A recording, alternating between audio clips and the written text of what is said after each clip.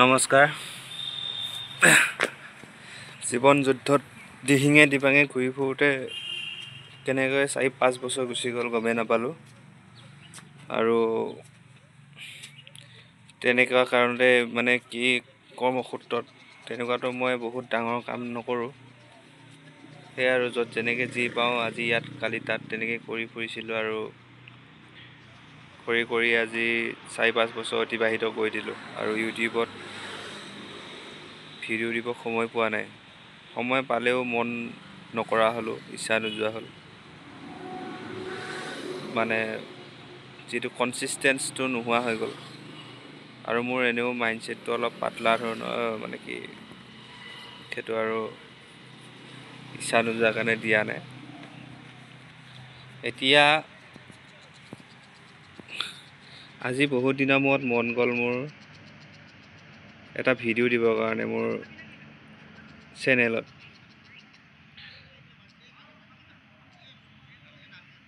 এনেই আৰু সময় পাৰ কৰিবৰ কাৰণে, কাৰণ সময়টো পাছ হোৱা নাছিলে, কি কৰিম কি নকৰিম বুলি পেলাই ভিডিঅ' এটা বনালোঁ।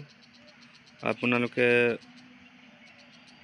ভাল পায় নে বেয়া পায় সেইটো মই নাজানো, কাৰণ মই বৰ বিশেষ ইনফৰ্মেটিভ ভিডিঅ'ৰ কাৰণে বনোৱা নাই। মই খালী মাত্ৰ এটা সময় আপোনালোকৰ লগত মানে শ্বেয়াৰ কৰিম বুলি পেলাই ভিডিঅ'টো বনাইছোঁ। জীৱনত বহুত কাম কৰিছোঁ, ক'তো বিশেষকৈ এতিয়ালৈকে ছাকচেছ হোৱা নাই বাৰু। আৰু ছেটেলমেণ্ট বোলা বস্তুটো এতিয়ালৈকে হোৱাগৈ নাই। কাম কৰি আছোঁ, চলি আছোঁ আৰু কাম কৰি খাই আছোঁ। ইউটিউবত ভিডিঅ' দিছিলোঁ যদিও কিছুমান ব্যক্তিগত ফাইনেন্সিয়েল প্ৰব্লেম কিছুমান থাকে ক'ৰবাত ঘূৰিবলৈ কাৰণে। এতিয়া কিছুমান ইউটিউবাৰ পটককৈ আপগ্ৰেড হয়।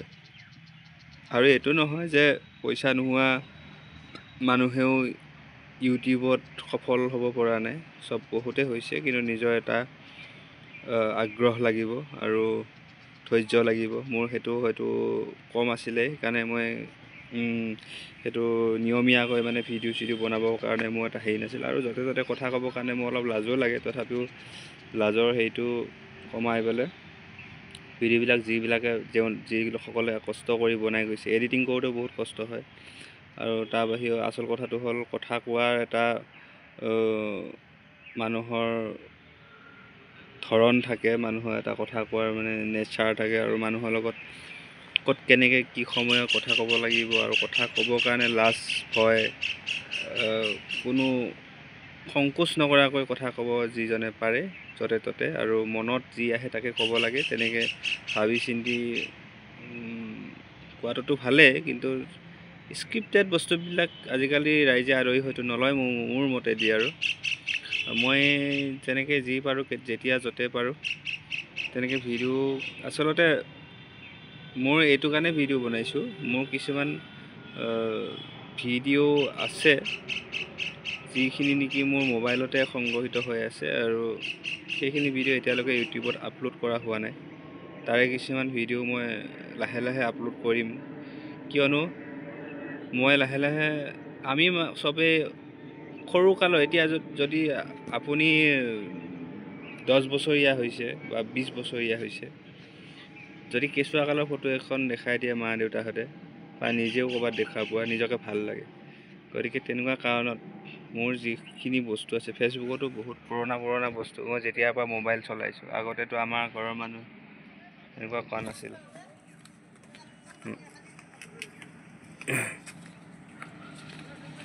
তাৰপিছত এই মালিক আহিছিলে, সেইটো কাৰণে। গতিকে আগতে তেনেকুৱা আমাৰ মা দেউতাহঁতে হেৰি কৰা নাছিলে, সৰুকালৰ পিকচাৰ উঠোৱা নাছিলে। আৰু মই তেনেকৈ সংগ্ৰহিত নোহোৱাৰ কাৰণে কেতিয়াবা চাবলৈ মন যায়। আৰু মই এটা হ'লোঁ নষ্টালজিক ল'ৰা, বিগত দিনবোৰৰ কথাবিলাক মনত পৰে বাৰু কৈয়ে, আৰু সেইবিলাক মানে কেনেকুৱানো আছিলোঁ, কি হৈ গ'ল, মোৰ কি আছিল মনত থাকে, কিন্তু চাবলৈ মন যায়। সেইকাৰণে সকলোৰে মন যায়। সেইকাৰণে কিছুমানে কয় যে ফেচবুকতে সাঁচি ৰাখিলোঁ এখন ফটো, সি ভৱিষ্যতে চাই ভাল লাগিব কাৰণে ৰাখে চাগে। তাকে কিছুমানে হয়তো বেয়া কমেণ্টো কৰে, একো কাম নাই, ফটো আপলোড কৰি আছ তহঁতে, ফটো কাম বন নোহোৱা নিচিনাকৈ। বা যি হওক, সকলোৱে নিজৰ নিজৰ বেলেগ বেলেগ ধ্যান ধাৰণা। মই মোৰ মোবাইলটো মোৰ হাতত আছে, আৰু মোৰ স্বাধীনতাও আছে ভিডিঅ' বনাবলৈ, আৰু ইউটিউবত এৰি দিওঁ বা ফেচবুকত দিছোঁ এৰি। আপোনালোকে বেয়া খালী ভাবি নল'লে হ'ল। আৰু আচল কথাটো হ'ল, মই প্ৰাইভেট কৰিও থ'ব পাৰোঁ ভিডিঅ'টো, পাব্লিক কিয় কৰি দিছা এনেকৈতো কমেণ্ট কৰিব পাৰা, যদি ভৱিষ্যতে চাবৰ কাৰণে সাঁচি ৰাখিছে। কিন্তু কিজানি কোনোবাই মোৰ কথাত প্ৰভাৱিত হয় এনেকুৱা কথাকেইটাত, আৰু তেওঁলোকেও অকণমান হয়তো জীৱনত কাম দিয়ে মোৰ কথাকেইটাই কাৰোবাৰ, যদি কাম দিয়েতো ভাল কথা। সেইকাৰণে মই প্ৰাইভেট নকৰি পেলাই পাব্লিক কৰি দিছোঁ, আৰু দিওঁ, আৰু পাব্লিক কৰিয়ে দিওঁ। এটাও ভিডিঅ' মই আজিলৈকে মোৰ চেনেলত পাব্লিক নকৰাকৈ থোৱা নাই, প্ৰাইভেট কৰি থোৱা নাই, চব পাব্লিকেই কৰি দিওঁ। আৰু মোৰ জীৱন সংগ্ৰাম, আচলতে চবৰে জীৱন সংগ্ৰাম থাকেই, মোৰো জীৱন সংগ্ৰাম আছে, কম বেছি পৰিমাণে সকলোৱে সংগ্ৰাম, কিছুমান লোকে কমকৈ সংগ্ৰাম কৰে আৰু ছাকচেছ পায়, আৰু কিছুসকলে মানে কোনো লোকে বহুত জীৱনটো সংগ্ৰাম হাৰ্ডৱৰ্ক কৰিও কৃতকাৰ্যতা নাপায়। মুঠতে তেনেকৈয়ে উত্থান পতনৰ মাজতেই জীৱনটো চলি থাকে সকলোৰে, আৰু সকলোৰে কম বেছি পৰিমাণে জীৱনত সংগ্ৰাম কৰেই, ষ্ট্ৰাগল কৰেই। ময়ো ষ্ট্ৰাগলেই কৰি আছোঁ, আৰু ষ্ট্ৰাগল কৰিলে নহ'ব, কনচিষ্টেঞ্চিটো লাগে মানুহৰ। মোৰ যিহেতু নাই, সেইকাৰণে হয়তো মই ছাকচেছ এতিয়াও হ'ব পৰা নাই। যিটোত একাগ্ৰতাৰে মানুহে লাগি থাকে, যিটো কামত, সেই কামটোত একাগ্ৰতাৰে লাগি থাকিলে মানুহে এটা সময়ত নহয় এটা সময়ত সফলতা লাভ কৰে। কিন্তু মই আজি এইটো নলেজ ল'বৰ কাৰণে কাম কৰোঁ, সিটো নলেজ ল'বৰ কাৰণেও কাম কৰোঁ। মই তাৰমানে চব জানিব মন যায়, মোৰ কথাটো তেনেকুৱা। পৃথিৱীত মানুহ জীৱন লৈছোঁ যেতিয়া, এই জীৱনটো যে চবতেই মানে এটা মোৰ অভিজ্ঞতা ল'বলৈ মন যায় কম বেছি পৰিমাণে। তেনেকুৱা ক্ষেত্ৰত মই সেইকাৰণে বহুতো সফলতাও মানে লাভো হৈছে। মানে কি লাভ হৈছে বুলি ক'লে মই এইটোৱে ক'ব পাৰিম, তাৰমানে মই একেধাৰে মই অলপ চলপ একেবাৰে পূৰা প্ৰফেশ্যনেল নহয় যদিও, বা মানে কি এক্সপাৰ্ট নহয় যদিও, মই বিভিন্ন কামত অলপ চলপ হ'লেও মোৰ মানে অভিজ্ঞতা আছে বিভিন্ন কামত। যিবিলাক অভিজ্ঞতা অলপ চলপ থাকিলে মানে কি মোক সহায় হৈছে, কেতিয়াবা তাৰমানে বিপদত পৰিলেও কাৰোবাক নিবিচৰাকৈ বা দুপইচা খৰচ নকৰাকৈ মই নিজে সেইখিনি কাম মানে মই সেই যিটো নেকি সমস্যা সমাধান কৰি ল'ব পাৰোঁ।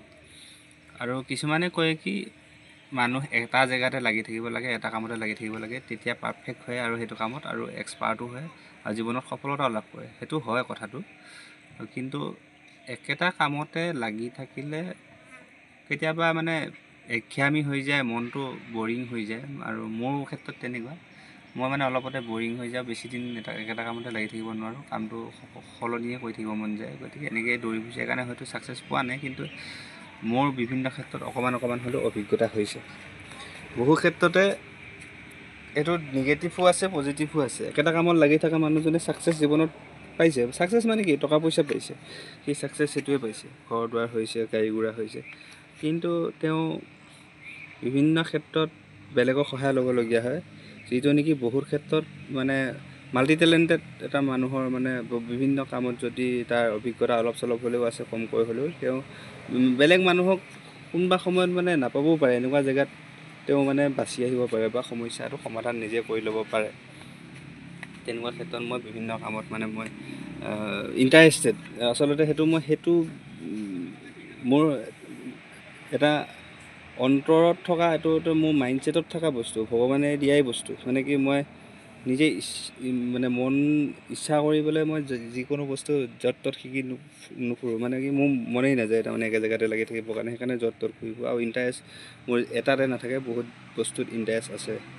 যেনে ধৰক ইণ্টাৰেষ্ট কিছুমানৰ মিউজিকতে থাকে, কিছুমানৰ ইলেক্ট্ৰিকেল ৱৰ্কিঙত থাকে, কিছুমানৰ কাঠৰ মিস্ত্ৰী থাকে, কিছুমানৰ পকা মিস্ত্ৰী, কিছুমানৰ কুকিং লাইনত থাকে, কিছুমানৰ টিচিঙত থাকে, বহুতৰে বেলেগ বেলেগ হেৰিত থাকে। ডাঙৰ লোকসকলৰ যিবিলাক শ্বাৰ্প ব্ৰেইণ্ডেড ল'ৰা ছোৱালী, সিহঁতৰ সপোনো বেলেগ বেলেগ থাকে, সিহঁতৰ ইণ্টাৰেষ্টেই বেলেগ। সিহঁতে যিবিলাক নেকি পৰিৱেশত ডাঙৰ দীঘল হৈছে, যেনেকৈ এষ্ট্ৰনট, মানে চাইণ্টিষ্ট এনেকুৱা ধৰণৰ মানে কি ইনভেনশ্যন কৰা মানুহবিলাকৰ সপোনৰ কথাটো বেলেগ আৰু ডাঙৰ আমি সৰু সৰু মানুহ আমাৰ এনেকুৱা পৰিৱেশত আমি ডাঙৰ দীঘলো হোৱা নাই আৰু আমি যিটো পৰিৱেশত ডাঙৰ দীঘল হৈছোঁ সেইটোৱে শিকিম চাৰাউণ্ডেড যিটো আমাৰ এনভাইৰনমেণ্ট থাকে তাৰ পৰা যি পাওঁ আমি সেয়াই শিকোঁ জীৱনত গতিকে মই আকৌ সৰুৰ পৰা বিভিন্ন ক্ষেত্ৰত মোৰ ইণ্টাৰেষ্ট আছিলে মিউজিকত আছিল প্ৰথমতে সৰুৰ পৰা বিভিন্ন ধামা চামা বজাই থাকোঁ মিউজিক সেনেকৈ গীটাৰো শিকিছিলোঁ গীটাৰো অলপ চলপ মই শিকিব পাৰিছিলোঁ অলপ প্ৰগ্ৰেছ হৈছিলে কিন্তু ফাইনেন্সিয়েল প্ৰব্লেমৰ কাৰণে গীটাৰো আগবঢ়াব নোৱাৰিলোঁ আৰু সৰুৰ পৰাই মই ৰন্ধা বঢ়া কামতো হেৰি কৰোঁ আৰু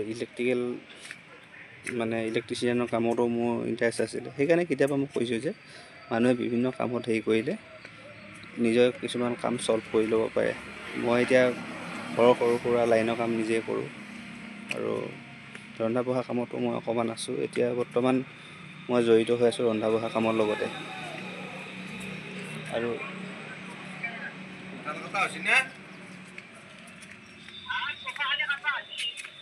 কালি ক'ত কাম আছে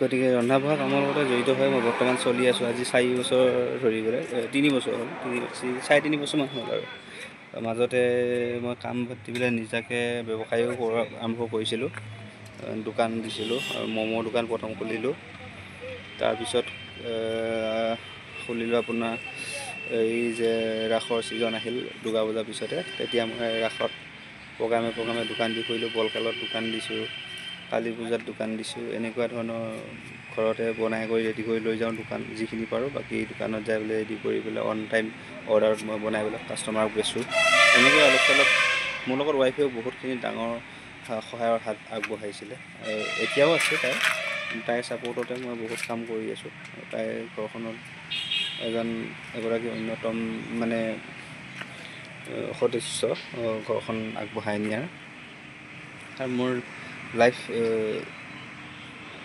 চাৰ্কলটো অলপ বেলেগ ধৰণৰ মোৰ লাইফ চাৰ্কলটো সকলোৰে বেলেগ বেলেগ কিছুমান ট্ৰেজেডি থাকে মোৰো আছে নে নাই সেইটো আৰু ঈশ্বৰে জানে মই আছোঁ এনেকৈ চলি এতিয়া মই আপোনালোকক দেখুৱাব ওলাইছোঁ মই ক'ত কাম কৰি আছোঁ এতিয়া গুৱাহাটী আপোনাৰ হাজোত মই কাম কৰি আছোঁ ৰিচেণ্টলি মই ঘৰতে আছিলোঁ সেই কৈছিলোঁ নহয় ব্যৱসায়ৰ লগত জড়িত আজি বেছি দিন হোৱা নাই ইয়াত অহা মই ইয়াতে কাম কৰোঁ ৰান্ধনি হেড কুক হিচাপে কাম কৰি আছোঁ মই ইয়াতে আপোনালোকে চালে গম পাব